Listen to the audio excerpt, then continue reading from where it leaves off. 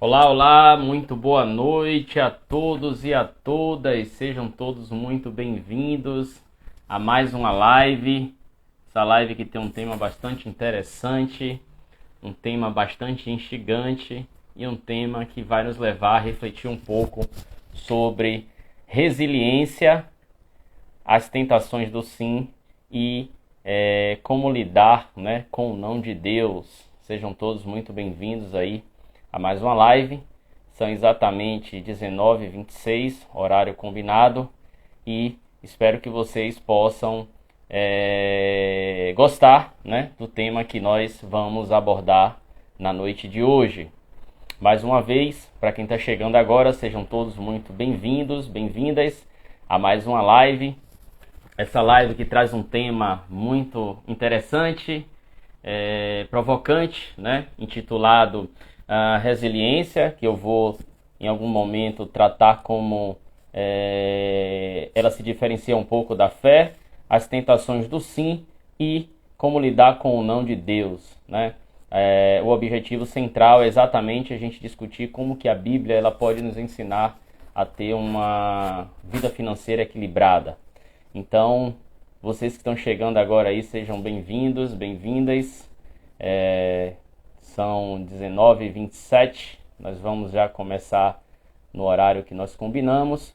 Espero que vocês gostem aí do tema que nós vamos trabalhar neste momento. E para situar, né, vocês sobre o porquê dessa temática, primeiro porque a gente sempre passa por momentos difíceis, né? Momentos difíceis que exigem de nós capacidade de lidar com as dificuldades, com as adversidades e também capacidade de entender os processos de cada momento difícil. Então, quando a gente fala que nós somos resilientes, será que nós somos resilientes mesmo? Será que nós usamos a sabedoria da resiliência enquanto princípio cristão para superar um momento difícil? Ou será que nós nos fazemos de resilientes, mas na verdade nós estamos ali aprisionados em uma armadura para nos mostrarmos fortes demais? Então, um dos objetivos do nosso bate-papo de hoje é exatamente tratar algumas questões, dentre elas os aspectos relacionados à resiliência, às tentações do sim, até porque essa curiosidade vai muito na linha de, às vezes, a gente não saber decidir corretamente e aí acabamos por dizer sim em determinadas circunstâncias, em determinados momentos que não deveríamos dizer e, consequentemente, chegamos ao não de Deus, né? Que é o que eu vou abordar já já. Então, para que a gente possa se situar, como eu havia falado, né? Nós normalmente sempre estamos passando por momentos difíceis, momentos que nos levam a refletir um pouco sobre a vida, momentos estressantes e que muitas vezes podem afetar profundamente as nossas vidas, né? Esse impacto nas nossas vidas muitas vezes nos leva para um cenário de deserto, para um cenário de escassez, e esse processo ele exige da gente muitas vezes a capacidade de resiliência que não estávamos acostumados a ter. Então, quando a gente fala de compreender o processo, o deserto, o estado de luto, nós estamos a falar de entender qual é a importância desse processo nas nossas vidas, evidentemente, né? Quando a gente fala de resiliência, as pessoas confundem muito como ser forte. Não necessariamente a resiliência está relacionada a ser forte. A resiliência está relacionada também à capacidade de nos adaptarmos ao momento de dificuldade, mas nos prepararmos para sair dele com a sabedoria, com, digamos assim, o entendimento necessário para que a gente não venha passar pelo mesmo processo novamente. Então, se a gente for entender o conceito de resiliência, resiliência é exatamente essa capacidade, né? Essa condição em que nós conseguimos nos adaptar a um determinado contexto, a determinada situação de adversidade, de dificuldade, de pressões estressantes e dentro desse processo conseguir passar num processo aprendendo com ele para que a gente possa sair e voltar ao estado de normalidade. Acontece que muitas vezes as pessoas confundem, né, ser resilientes com o processo e acabam por viver dentro desse contexto, achando que aquilo é uma demonstração de força. E muitas vezes é uma sinalização de falta de sabedoria, né? Por quê? Porque quando a gente é exposto a determinadas situações que nos leva a uma extremidade, uma dificuldade, um estado de deserto, um estado de escassez, muitas vezes aquilo também está testando o nosso grau de teimosia, né? Por quê? Porque em algum momento nós fomos seduzidos a uma tentação do sim, né? Ou seja, a dizer um sim no momento que não deveríamos dizer, e consequentemente a nossa capacidade nos leva a um estado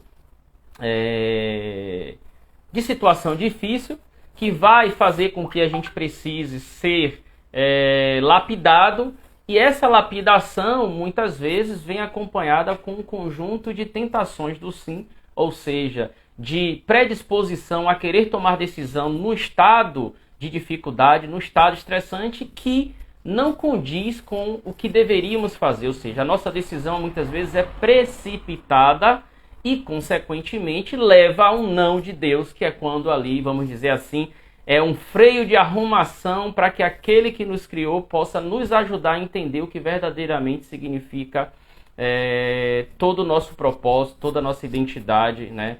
Toda nossa missão de vida nesse planeta. Então, eu trago como pano de fundo a questão das finanças, porque o campo das finanças ele é um campo que exige resiliência de forma transversal, né? Quando a pessoa está passando por uma fase muito difícil financeiramente, ele é tentado em vários campos da vida, né? E as tentações do sim vai para um empréstimo, as tentações do sim vai para uma operação, às vezes, arriscada de finanças, a tentação do sim vai, muitas vezes, confrontar com o estado emocional um pouco abalado, e aí você começa a ter hábitos compulsivos, e esses hábitos, esses comportamentos, eles começam a construir um conjunto de sims que vão, consequentemente, aprofundar a gravidade da situação. E aí, em alguns momentos, quando a gente está fazendo uma avaliação que nós somos resilientes, na verdade a gente está agindo com falta de sabedoria, porque a resiliência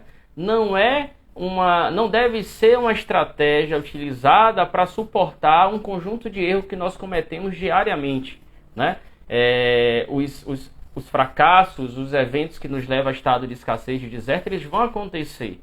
Mas se há um hábito, um comportamento que a gente costumeiramente costuma adotar, e isso gera um estado de escassez, gera um estado de deserto, e a gente acha que por sermos resilientes devemos suportar tudo aquilo, isso é uma construção mental não sábia que faz com que o não de Deus apareça, e é isso que eu vou tratar aqui hoje. Então, diante desse contexto, né, como que a gente pode dispor de sabedoria o suficiente para equilibrar, né, as variáveis e poder decidir de fato espiritualmente, né? De que forma nós podemos superar as tentações influenciadas pelas emoções, muitas vezes, que nos leva a dizer sim quando a situação pede um não, né? E como lidar, por exemplo, com o não de Deus, que é aquele não que quando acontece a gente não tem mais o que fazer, e aí quando eu digo não tem mais o que fazer, é porque agora as regras do jogo são aquelas que ele define, e aí quando está tudo travado, só quando ele decide verdadeiramente liberar é que nós vamos ter, de fato, uma saída desse estado, né, de adaptação. Exige muita resiliência, é claro, mas sair desse estado novo com o qual a gente vai precisar se adaptar para, de fato, uma vez trabalhado dentro dos princípios dele, a gente possa viver verdadeiramente uma vida mais saudável. Então, como lidar com o não de Deus, já que a primeira chance, né, foi dada a oportunidade de nós dizermos, de nós decidirmos, mas assim não fizemos. Então, vamos lá. A partir dessa contextualização, né, eu vou começar a trabalhar um conceito bem interessante que a gente precisa entender. Quando a gente fala de resiliência, né, não necessariamente a gente está falando de fé, né? A fé é muito maior do que o estado de resiliência e ela ajuda nós sermos resilientes. Acontece que quando nós estamos em um estado de dificuldade, seja ela financeira, pessoal, familiar, e a gente não tem fé, o estado de sofrimento ele é muito maior, né? ele exige muita capacidade de adaptação à situação, e isso faz com que a gente venha a sofrer muito, né? E por que eu falo que a gente não deve confundir resiliência com fé? Porque a resiliência, esse estado de se adaptar a determinadas situações, não significa dizer que a gente, com o que a gente está vendo, a gente precisa se adaptar, né? A fé é exatamente aquilo que a gente não vê e que nos move dentro da situação de estado de escassez, de estado de deserto, né? Então, se a fé ela nos move dentro da adversidade, para que a gente possa se mover dentro da adversidade com fé, aí sim a gente precisa ser resiliente, a gente precisa se adaptar àquela realidade, mas com a visão de que nós desejamos voltar ao estado de normalidade, né? É ela, a fé, que vai nos tornar resilientes. Então, quando a gente fala um pouco de que nós somos resilientes, né? Isso não significa dizer que nós somos fortes para se manter no estado de dificuldade, no estado de escassez. Significa que nós devemos entender o princípio da resiliência como um hábito de aprender com o processo, com o hábito de disciplina para, com sabedoria, conseguirmos enxergar os caminhos para voltarmos ao estado de normalidade, né? E muitas vezes, quando a gente fala de resiliência, eu particularmente, a partir desse momento, falo da resiliência cristã, né? A resiliência que ela pauta-se nos princípios cristãos. E essa resiliência, ela nos ensina a sermos fortes para superarmos as adversidades, mas, sobretudo, para nos levar ao estado de normalidade. Às vezes as pessoas, por ter muito orgulho, por ter muito soberba, ela acha que o estado de resiliência dela, né, o fato de demonstrar ser forte, de estar superando tudo, é algo nobre, quando na realidade ela está atrasando o processo dela de sair do estado de escassez, do estado de dificuldade. Por exemplo, se você tem resiliência, mas não tem fé, para você voltar ao estado de normalidade é muito complicado, porque você não consegue enxergar o que está além do estado físico, né, da matéria. E a fé, ela nos move dentro de um cenário que nós não conseguimos necessariamente tocar naquilo que a gente acredita que deveria existir ali, né? Ou seja, a gente acredita em algo que a gente não vê e que está nos movendo em direção a um estado de normalidade. E com fé, quando a gente fala de resiliência, o que é que nós aprendemos? Que a gente precisa ter o equilíbrio necessário para que, mesmo que a gente não consiga enxergar o final do túnel, o final do processo pelo qual a gente está passando, a gente vai desenvolver sabedoria suficiente para voltar ao estado de normalidade, né? Esse estado de normalidade que é aquele com o qual a gente se sente feliz, com o qual a gente reconhece a presença de Deus em nossas vidas, e isso nos ajuda a quê? A não desistir, né? A sair do processo mais forte e a entender por que tudo acontece, para que a gente não volte ao estado, né, de natureza novamente, de natureza que nos levou a o processo de dificuldade, de estresse, enfim, né? Então, a gente muitos de vocês devem conhecer, né, tem uma passagem da Bíblia que diz que Deus não nos dá, né, provas que não saibamos ou consigamos suportar, né? E essa passagem da Bíblia, ela dialoga muito bem com esse processo de resiliência e as tentações do sim. Por quê? Porque é exatamente nesse momento de provas que nós somos confrontados a reconhecer quais são as melhores decisões para a gente tomar e sair do estado de escassez. Por quê? Porque os sims que às vezes nós damos dentro desse contexto nos leva a um não de Deus, né? A uma disciplina maior e muito mais profunda. E também porque quando a gente está num processo, né, de provação, é ali também que vai ser lapidada a nossa capacidade de resiliência, de se adaptar à situação. Tem pessoas que não suportam, né?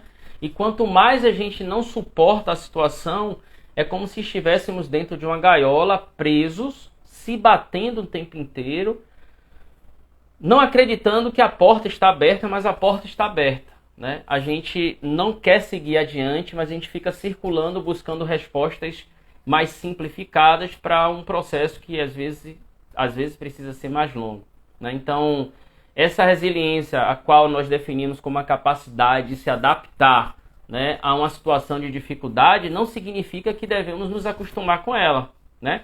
Há muitas pessoas que muitas vezes estão num estado de dificuldade, passa por momentos de dificuldade, né? Nós estamos vivendo um mundo caótico. 2022 foi um ano, muito difícil para muita gente. E aí muitas vezes essa característica de resiliência sem a sabedoria devida faz com que as pessoas se mantenham no caos, né? A resiliência ela não pode ser encarada com o estado apenas de demonstrar força se você não tem sabedoria. A resiliência ela não pode ser apenas uma oportunidade de você se adaptar a uma realidade se você não tem clareza de para onde você quer ir, né? Quando você sai do estado de adaptação a uma realidade que exige resiliência, você quer buscar o estado de normalidade. Mas qual é esse estado de normalidade? É aquele pré-situação de dificuldade ou aquele estado novo em que você evolui, em que você tem um crescimento com o processo pelo qual você passou, né? Então há uma grande diferença. Por quê? Porque quando você sai de um processo em que você foi trabalhado, você foi adaptado a uma situação para superar ela, é esperado que a gente tenha nessa condição o desenvolvimento de competências e habilidades que nos faça ser seres maiores e mais fortes no estado de normalidade, né? Então, essas competências e habilidades dentro do processo de, por exemplo,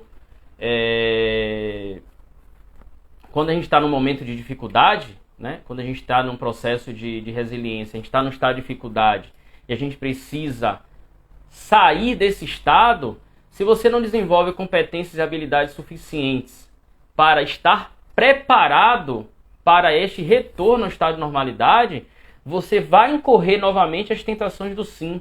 Ou seja, o sim à procrastinação, o sim às decisões equivocadas tomadas, porque normalmente os sims eles vêm revestidos, né, de oportunidades fáceis de serem trabalhadas, quando na verdade ela nos leva mais à frente ao não de Deus, que é a mão pesada para nos disciplinar, e assim sucessivamente.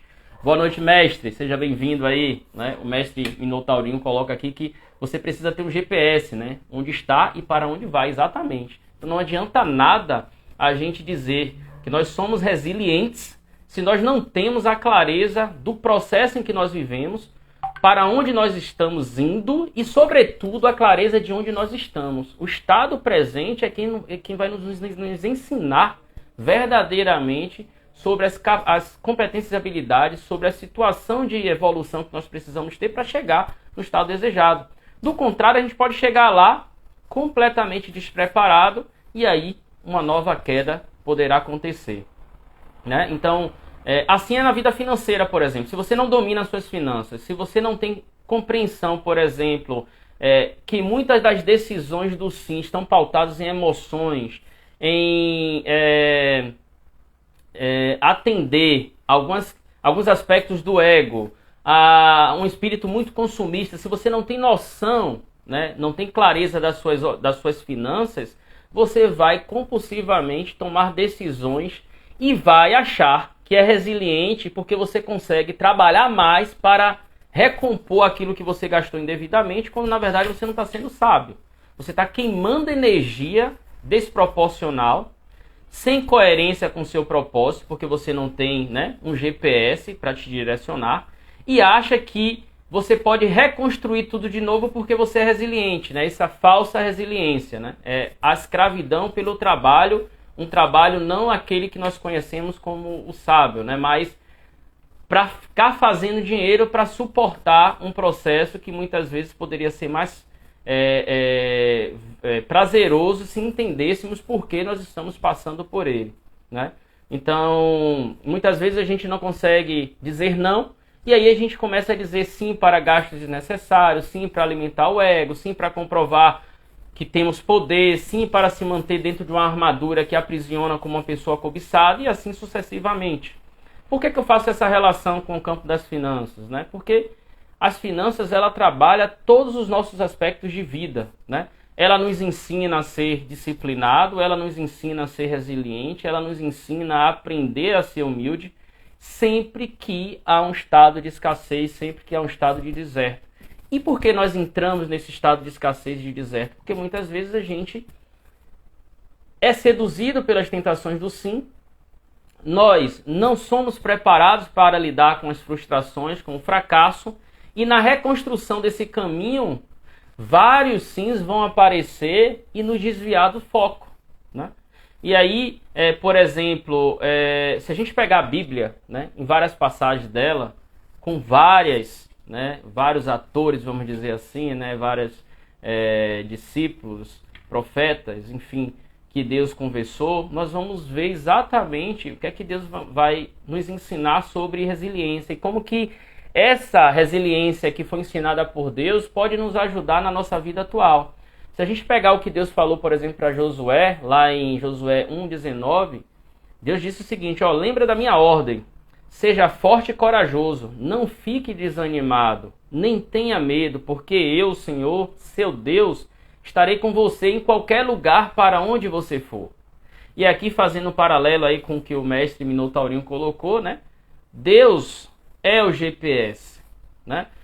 Ele estará com você em qualquer lugar para onde você for. Então, quando a gente está em estado de escassez e de deserto, o primeiro aspecto que adentra nesse processo é exatamente o estado de desânimo. E a gente não consegue enxergar, não ter clareza, né, para onde nós vamos e, sobretudo, a gente não consegue entender o momento que nós estamos vivendo, que muitas vezes é rico de detalhes, de aprendizagem, mas a gente está tão sofrido com as emoções com as feridas emocionais muito latentes, que a gente não consegue compreender o que o estado atual tem a nos ensinar, né? Então, por exemplo, em um contexto de crise, como a gente está passando, crise econômica, crise financeira, crise pandêmica com a questão da saúde, crise relacionada ao aspecto político. Se você não tem uma capacidade de liderança, né, para entender que a resiliência é um processo que vai te adaptar a essa realidade para te levar ao estado de natureza, de normalidade, você vai viver o tempo inteiro em um processo estressante sem fim.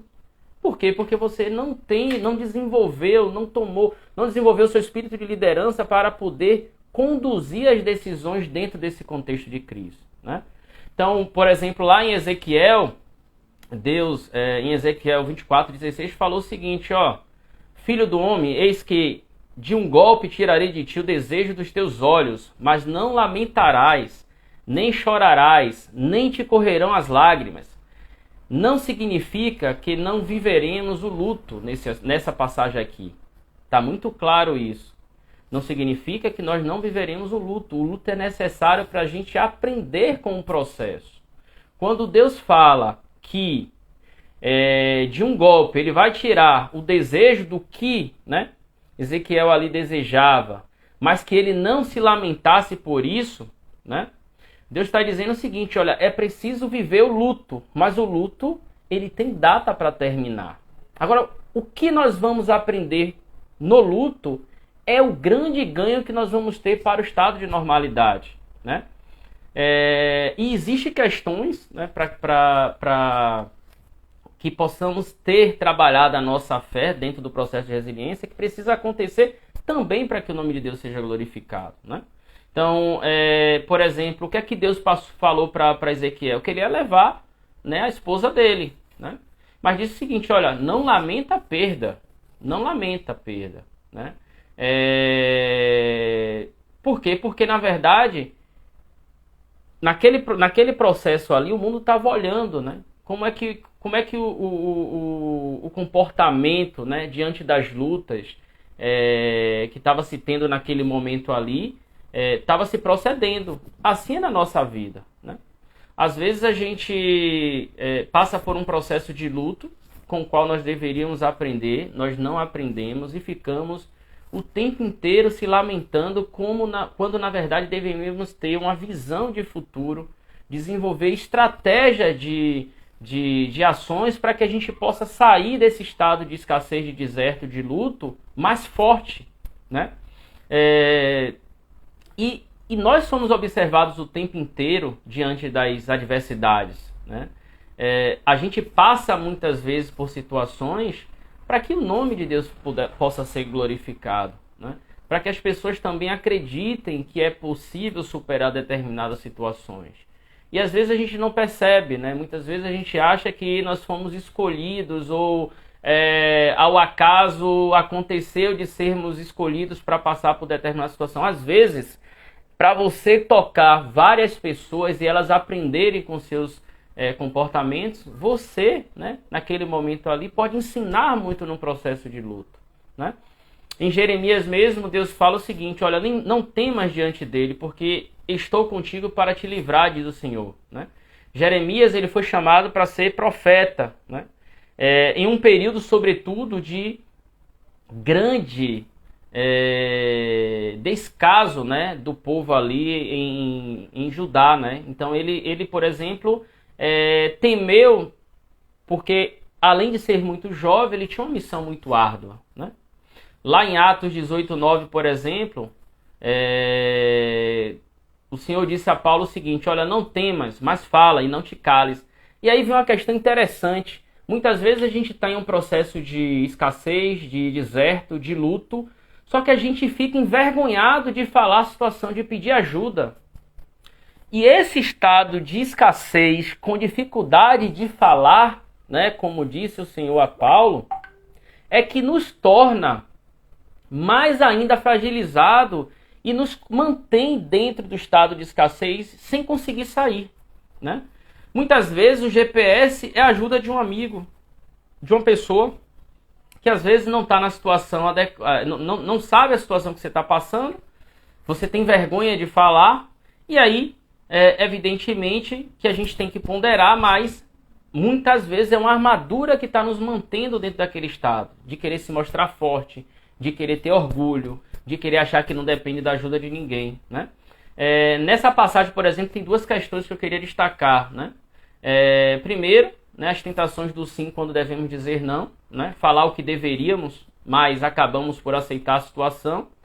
A proposta ou as tentações e começamos a adotar práticas, por exemplo, no campo das finanças consumistas para preencher determinados descontentamentos, crises emocionais, necessidade de mudar. A gente busca o processo do consumo e isso acaba com as nossas finanças completamente, né? Então, todo o processo, todo e qualquer processo, seja ele as batalhas da vida no campo da saúde, no campo das finanças, no campo dos negócios, no empreendedorismo, no relacionamento, ele envolve um processo de resiliência, né? E esse processo de resiliência, através da fé, tem muito a nos ensinar, né? Hebreus 10:38, Deus vai dizer o seguinte: olha, o justo viverá pela fé, e se ele recuar, a minha alma não tem prazer nele, né? Então, às vezes a gente está num processo de deserto, sem fé nenhuma, a gente quer sair, mas veja, sem a fé, o que é que Deus fala? A alma dele não tem prazer com a gente. Às vezes a gente precisa dar um primeiro passo para o segundo vir, né? Caminhar o caminho, e eu evidentemente reconheço que não é fácil, mas às vezes a gente também escolhe viver no estado de escassez, porque a gente começa muito mais a se lamentar do que buscar sair da situação, né? Então, quando a gente se relaciona com a resiliência e o sim, e aí eu trago essa discussão aqui quando relacionamos resiliência e o sim, é porque muitas vezes, né, muitas pessoas elas têm dificuldade, né, de dizer não, e por isso ela não consegue se adaptar ao processo. E quando ela não se adapta ao processo, né, a capacidade de viver de fé, de perseverar, de desenvolver competências e habilidade, ela não acontece, né? Ela não acontece, e consequentemente você vive o tempo inteiro em um processo de idas e vindas, se degladiando, se batendo e sem conseguir sair desse estado de escassez, né? Por exemplo, quando a gente tem as tentações do sim, né, são exatamente uma das afrontas é o princípio do planejamento, né? As pessoas que não conseguem resistir às tentações do sim, né, aquelas pessoas que não conseguem dizer não, são pessoas que normalmente têm dificuldade de planejar a sua vida, planejar os seus projetos, planejar os seus sonhos, planejar as suas ações. E aí, tudo que aparece, que é uma tentação para ela, ela acaba dizendo sim, né? Eu, em muitas fases da minha vida, para trabalho principalmente, eu fui uma pessoa, né, tentada a dizer sim o tempo inteiro, principalmente quando se tratava de ganhar dinheiro, né? Mas o que é que você não observava? Aquilo não era planejado, parecia, eu dizia sim, e aí eu vivia um processo de sacrifício da saúde, da mente, de energia, porque ia gerar uma grana, mas desconsiderava todo um outro aspecto relacionado ao quê? Aquilo, será que estava congruente com o meu objetivo, para onde eu queria ir? Ou era apenas uma parada para procrastinar, né? Isso vai afetando a sua vida diariamente. E muitas vezes a gente passa anos assim, achando que a gente está evoluindo e na verdade a gente está parando todo um propósito de vida. E quando a gente vai recomeçar, é necessário ter nova resiliência, porque a gente precisa se adaptar àquele estado que a gente necessita para voltar ao estado de normalidade, né? Então, às vezes a gente fica muito seduzido com a possibilidade de concretizar algo tão desejado, né? E desprezamos o planejamento, cedemos às vezes prazeres de curto prazo, e aí entra todo um processo de desconstrução, né? Que compromete o equilíbrio financeiro, compromete o relacionamento com esposo, família, filho, etc, né? Então, nessa primeira parte eu queria resumir, né, esse estado de resiliência, as tentações do sim dentro de um contexto de deserto, que é um processo que requer resiliência não para morar dentro dele, mas para, uma vez conseguindo se adaptar, entender o que é o processo, projetar a volta ao estado de normalidade, né? E por que isso é importante? Para que a gente possa voltar ao estado de normalidade sem precisar uma intervenção divina, que eu chamo do não de Deus, né? Porque quando o não de Deus vem, ele acontece exatamente quando já não é mais suficiente as experiências que a gente teve, as oportunidades que nós tivemos para dizer não, nós não assim agimos, e aí vem Deus com um ensinamento muito maior, muito mais pesado, de disciplina, para nos adequar ao que ele precisa para que a gente cumpra, né? Então, é nessa hora, por exemplo, que Deus vai exigir uma resiliência que a gente às vezes não entende, porque o tempo, né, de um processo, de um estado de deserto, a gente não consegue mais entender, a gente não consegue mais definir. Já não é o nosso tempo, é o tempo de Deus, né?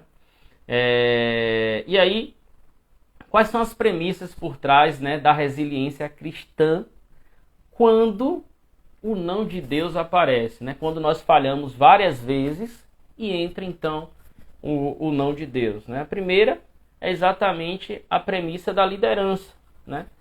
Se a gente não for capaz de liderar nossa vida, entrando num estado de deserto, de escassez, de sofrimento, de aflições, de vida estressante, que está exigindo um estado de resiliência para nos adaptarmos a essa nova realidade, para nos prepararmos, para voltarmos depois a um estado de normalidade, nós precisamos desenvolver as competências e habilidades de sermos líderes, o que nós não fomos quando entramos nesse estado de escassez, de deserto, de dificuldade.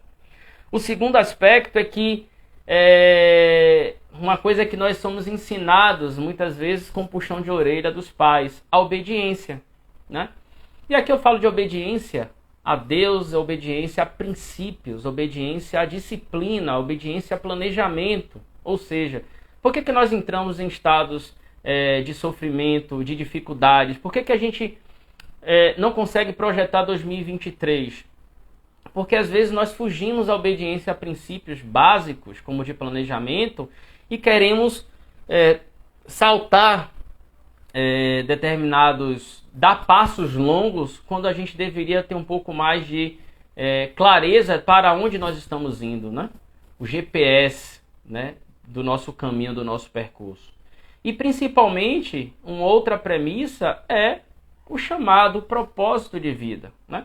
Então, quando a gente é requerido por Deus para ter resiliência cristã, a gente está exatamente sendo trabalhado para termos liderança, para sermos obedientes, para cumprirmos o nosso propósito, o nosso chamado, e, sobretudo, para fazermos o que fomos chamados para fazer. Então, aqui tem uma relação do ser, nós somos convidados a sermos, né? Aquele ser com valores definidos, líderes de si, para fazermos a obra de Deus, a obra para a qual o nosso propósito, né, dentro dos nossos talentos, que vai nos levar a um estado de ter, né, como consequência. Então, a resiliência, ela nos ensina que mesmo diante de tantas tentações, pressões e seduções, no campo das finanças, por exemplo, nós precisamos ter clareza dos princípios, das premissas que norteiam as nossas vidas, né? E aí, quando você está no estado de escassez, de deserto, de dificuldade, sem ter clareza o que vocês estão tentando planejar para suas vidas, sem entender o que é que está acontecendo, sem entender por que a gente está tendo dificuldades financeiras, não está conseguindo realizar sonhos, projetos, etc., vem exatamente uma passagem lá de Filipenses, né, 4, 6, 7, que diz o seguinte: não andem ansiosos por coisa alguma, mas em tudo, pela oração e súplicas e com ação de graças, apresente seus pedidos a Deus. É nesse estado que a gente começa a ser trabalhado exatamente na fé. Porque o que é que nos levou à tentação do sim? A desobediência aos nossos princípios, de querer muitas vezes antecipar sonhos, antecipar projetos, achar que nós controlamos tudo, aí nós entramos num estado de dificuldade. No estado de dificuldade, toda aquela ansiedade que nós tínhamos antes, ela começa a ser trabalhada para desconstrução. E você não está habituado a não se movimentar mais só com suas pernas, a depender do movimento que Deus vai fazer nas nossas vidas. E aí é que está o maior trabalho do processo de estado de luto, de deserto e de escassez. Porque aqui você começa a ser trabalhado de forma profunda na obediência, por exemplo, na busca pelo estado de natureza do ser, da sua identidade, de quem você é, que o tempo é como se ele fosse... É como se o dia não tivesse só 24 horas, né? O sofrimento é tão grande que você começa a achar que o tempo não passa, né? E lá em Tiago 1,12, por exemplo, Deus vai dizer que feliz é um homem que persevera na provação, porque depois de aprovado receberá a coroa da vida que Deus prometeu. E aí vem uma outra questão, né? No momento de escassez, de luto, de dificuldade, nós somos provados o tempo inteiro nas tentações do sim. E ali a gente começa a enxergar que não basta apenas decidir, é preciso entender o processo. É preciso experimentar esse processo, né? Por exemplo, o que é que muitas pessoas, né, endividadas têm, né? Elas vivem com muita aflição, elas vivem com medo, começam a desenvolver um medo de tudo, medo de viver para o resto da vida assim, medo de não sair desse estado de escassez. E ela começa a esquecer da identidade dela, a identidade dela some.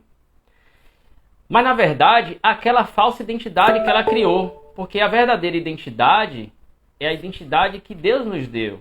E essa ela foi muitas vezes negligenciada durante o percurso, né? Então todo esse processo faz com que a gente volte para a nossa fé, volte para Deus.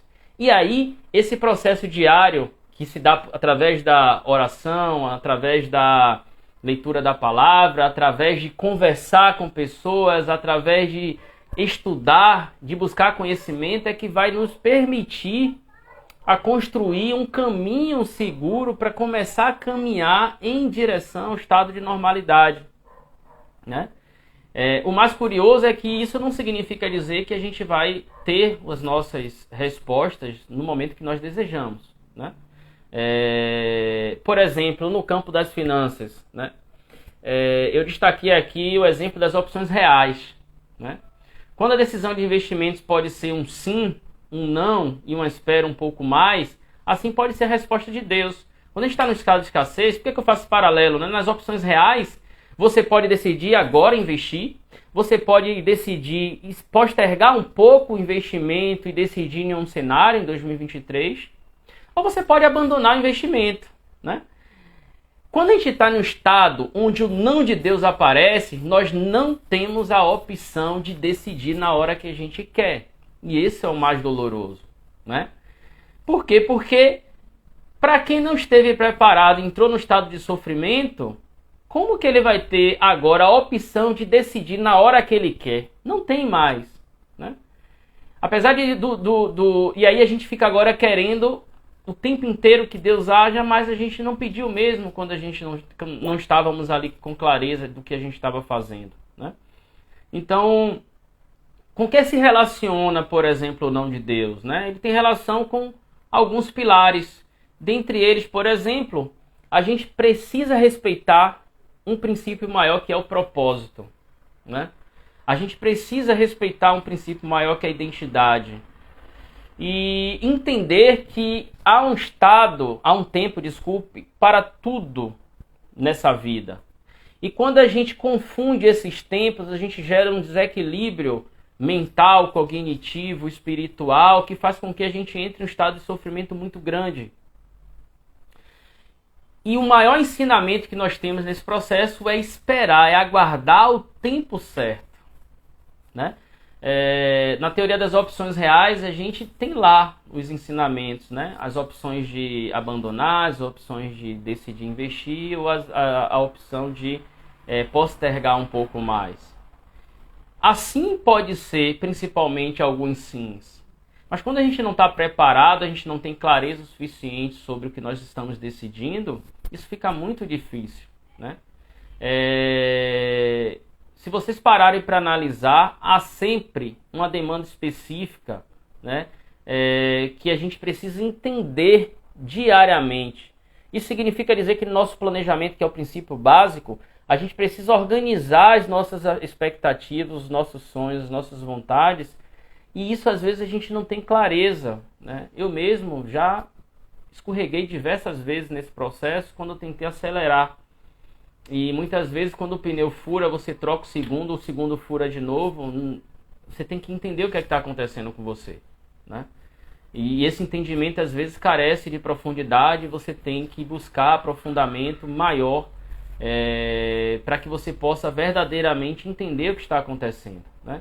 Se a gente pegar lá, por exemplo, Romanos 12, 2, né? Deus vai dizer que e não sede conformados com este mundo, mas sede transformados pela renovação do vosso entendimento, para que experimenteis qual seja a boa, agradável e perfeita vontade de Deus.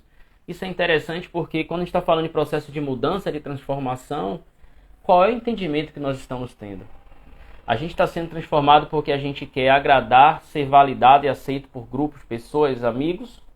Ou a gente está fazendo um processo de transformação, mudança, porque a gente quer ser uma pessoa nova verdadeiramente, de estado de espírito, de transbordar amor, alegria, de fazer a diferença no mundo, né? Isso se conecta, por exemplo, com os nãos do Senhor, né? Quando Ele escolhe as pessoas e essas pessoas elas não entendem o seu talento, ela não lapida o seu talento e ela não entende o seu propósito, não relaciona seu propósito com identidade, Deus vai mandar o não, né? E o não dele é um não que é pesado, mas porque Ele ama a gente. Quem não vai lembrar do não de Deus para Moisés, por exemplo, né? Imagino que muitos de vocês conheçam o não de Deus para Moisés, né? E por que Moisés entendeu o não de Deus? Ele entendeu o não de Deus com esperança, né? Lembre-se que Moisés não entrou na terra prometida, mas na esperança que o povo que ele estava conduzindo à liderança como um princípio entrasse, ele continuou entendendo o não de Deus na vida dele, porque não era a terra prometida que Deus queria para Moisés. Ele queria a eternidade, o céu, né? Então Deuteronômio 34:4 vai dizer assim, ó: disse-lhe o Senhor, esta é a terra que, sob juramento, prometi a Abraão, a Isaque e a Jacó, dizendo, a tua descendência a darei. Eu te faço vê-la com os próprios olhos, porém não irás para lá. Que não pesado Deus deu para Moisés, não é verdade? Mas nem por isso com o não de Deus, né? Moisés perdeu a esperança. Agora, o mais importante, o não de Deus veio por quê? Lembra de uns princípios cristãos que eu acabei de mencionar, dentre eles a obediência? Por quê? Porque Moisés, ele adotou uma postura que desagradou, que foi desaprovado por Deus, né? E aquela postura foi exatamente as tentações de colocar para fora aquilo que ele não deveria, né? O sim dele, que levou ao não de Deus, né? Então eu te pergunto, você já compreendeu por que neste momento Deus tem te dado um não? Já buscou entender ao invés de ficar botando desculpa nas pessoas? Você já procurou entender por que que às vezes o sim está tão óbvio, mas Deus, para te selecionar, te dá um não e você passa dias, meses, até anos sem entender? Você já se perguntou quanto tempo Moisés passou até levar o povo à terra prometida e por um detalhe ele não entrou na terra? Veja que também aqui tem outro aspecto, né? Moisés não perdeu a fé, né, de que o povo conseguiria, a esperança, né? Então eu te pergunto, mesmo diante de tantos nãos que têm batido à sua porta, você continua com sua fé?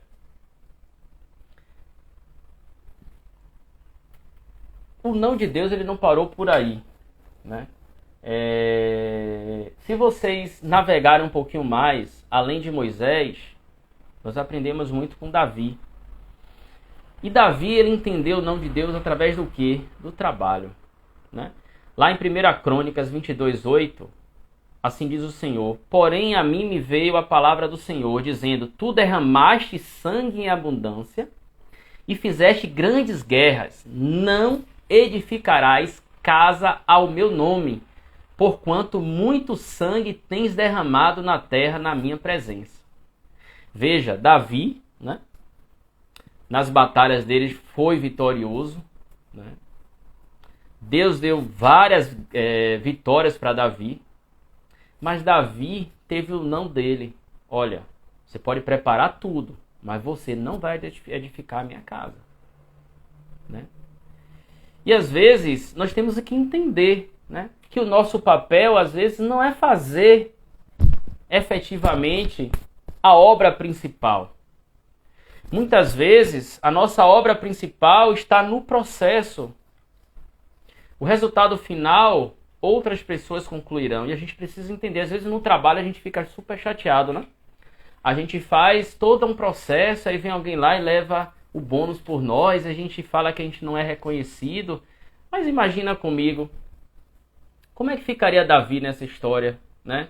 Se ele não entendesse que o papel dele fosse o trabalho. E também porque ele fez uma série de questões que Deus, né, apesar de ter dado vitória dele, para aquela obra, ele não estava habilitado para isso. Então muitas vezes a gente tem batalhas, a gente fere pessoas nos nossos dias a dias, né? E isso atrasa às vezes, né, o sim de Deus na nossa vida.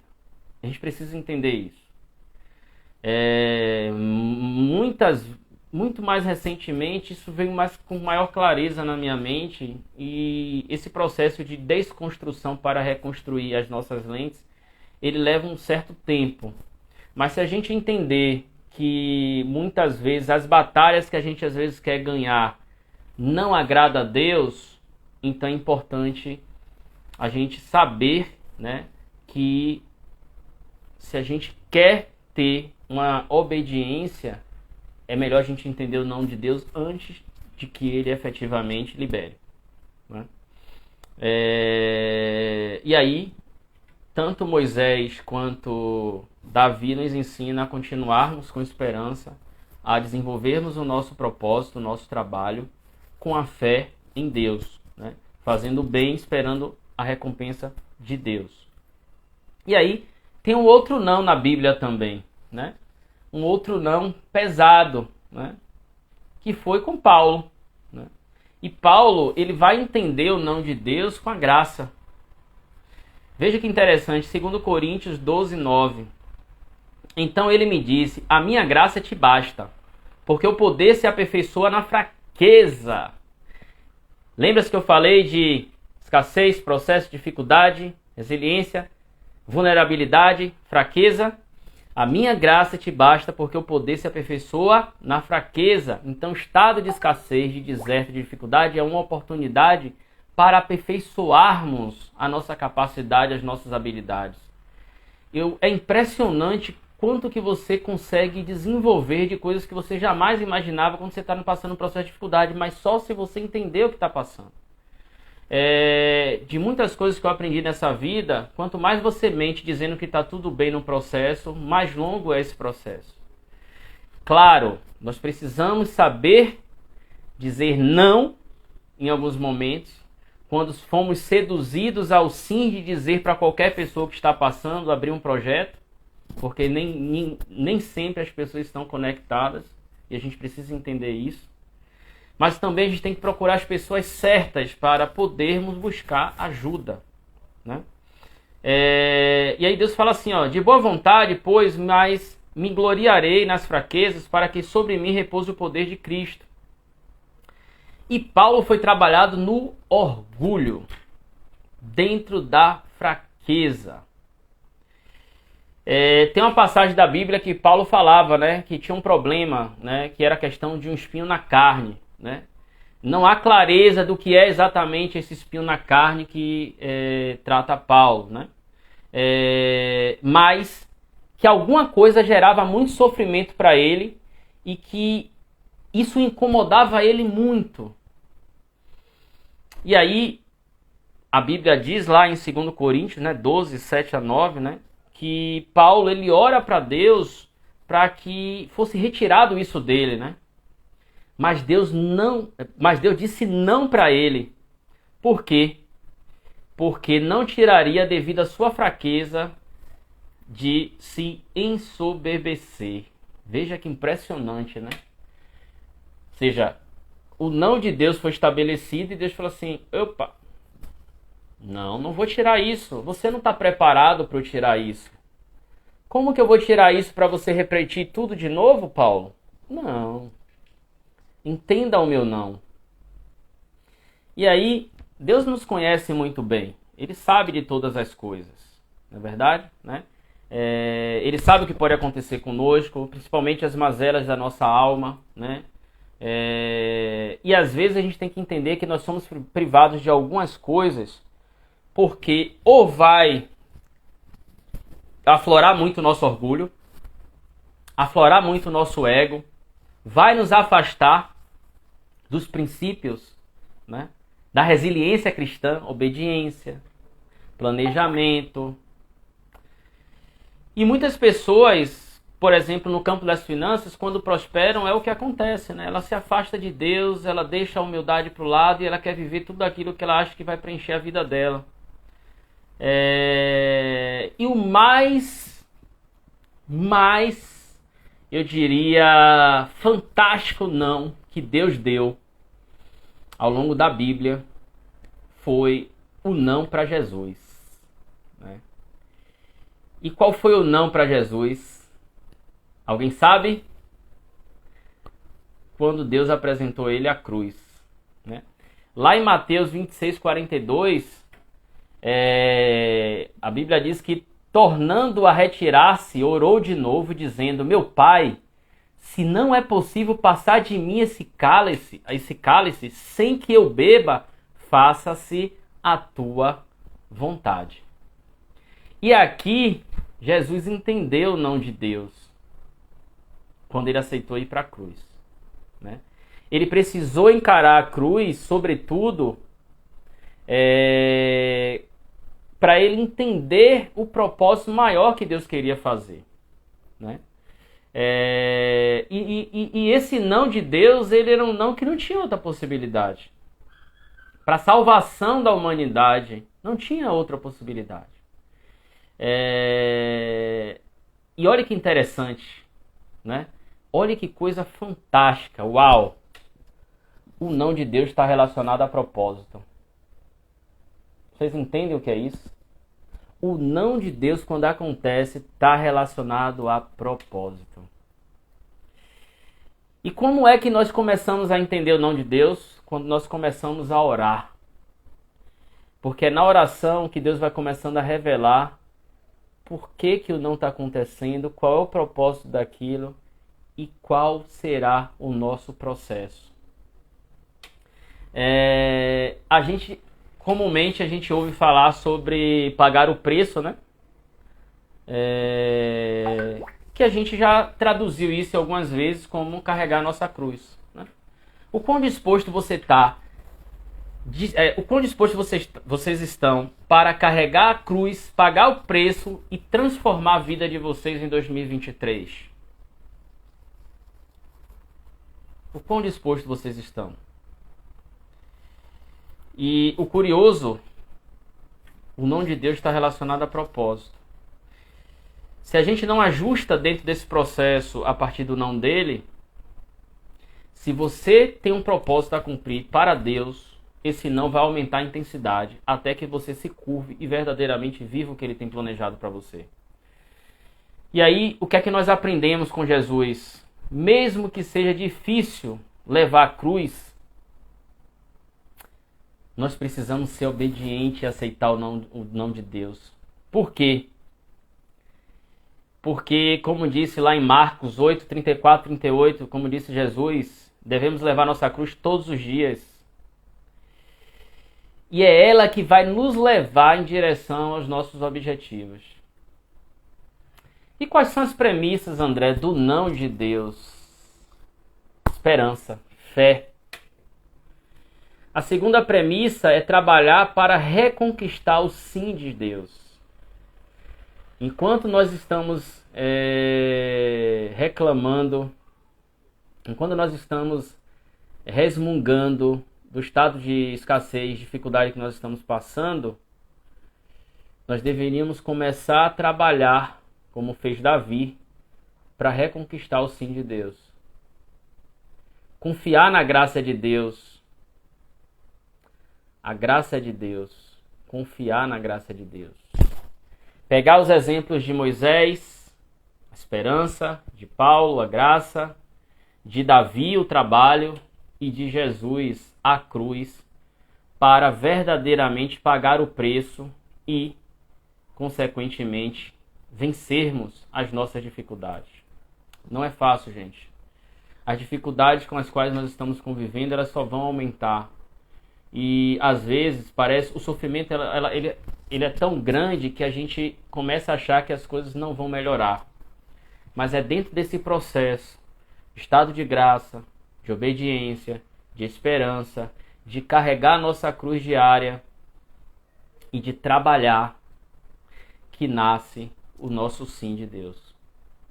Em 1 Coríntios 1:20, assim diz o Senhor, 2 Coríntios 1:20, assim diz o Senhor, porque quantas são as promessas de Deus, tantas tem nele o sim. Porquanto também por ele é o amém para a glória de Deus, por nosso intermédio.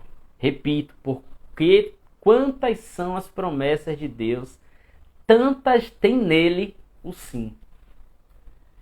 Captaram? Então, Deus pode dizer um não, né? Como disse para Moisés, como disse para Davi, como disse para Paulo, como disse para seu filho Jesus.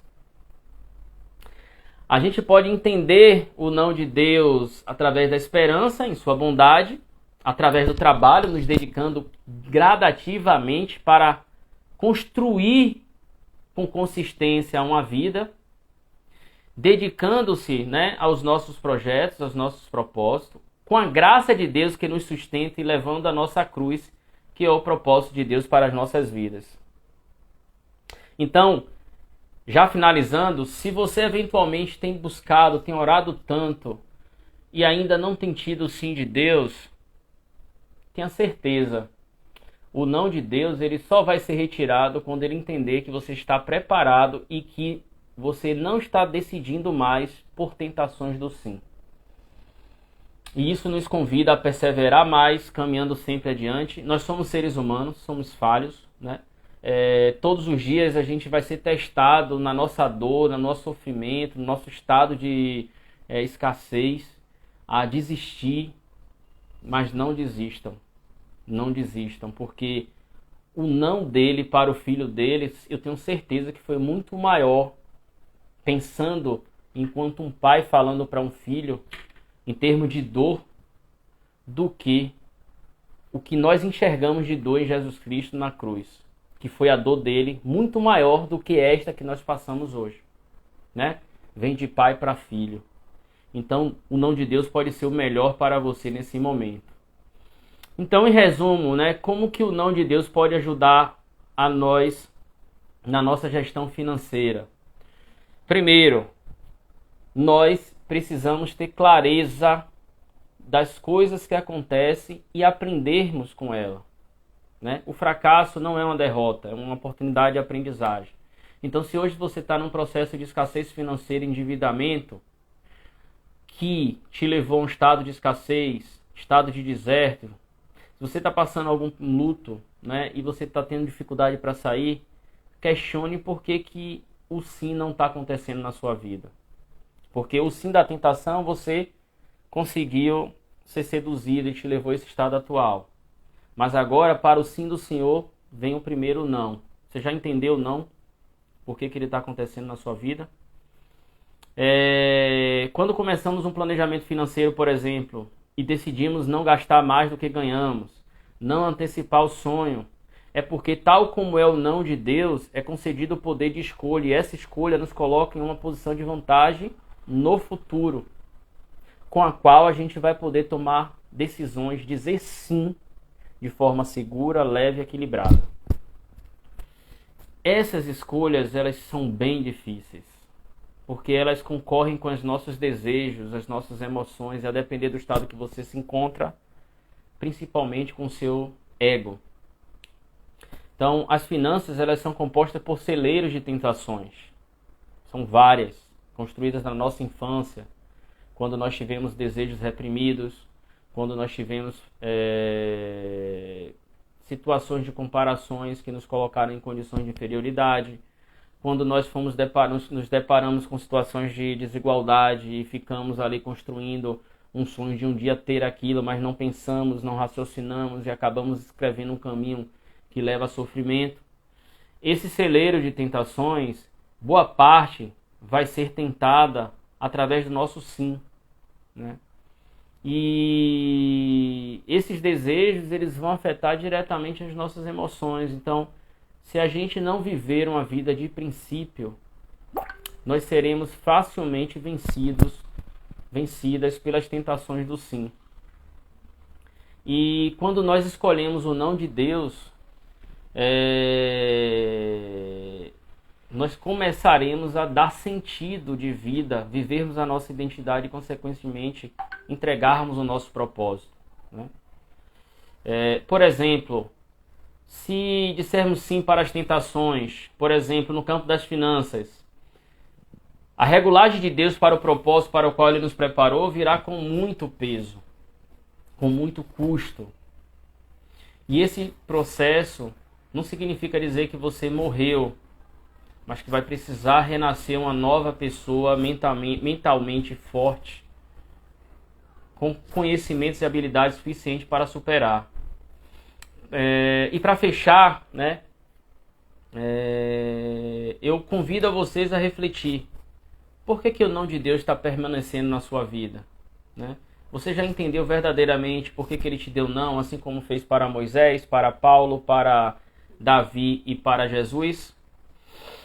O que é que você pode aprender com o não de Deus e como o não de Deus precisa ser aprendido agora, para que a partir de 1º de janeiro você possa viver o extraordinário que Deus tem preparado para vocês? Tá bom? Então, eu queria agradecer aqueles que estão e ainda permaneceram, e aqueles que estiveram na live por algum momento. Espero que essa reflexão possa ajudá-los a pensar, né, sobre o que é resiliência, como que isso pode te ajudar diariamente nas batalhas de áreas físicas, materiais, mentais, espirituais, e que vocês possam entender que o não, ele pode ser parte de um projeto maior, no qual você ainda se recusa a aceitar, a fazer parte. Moisés aceitou fazer parte de um processo, apesar do não. Davi aceitou fazer parte de um processo, apesar do não. Jesus aceitou fazer parte do processo, apesar do não, e o resultado dele foi a cruz, né? E você, né? O não que Deus te deu, né? Você tem entendido?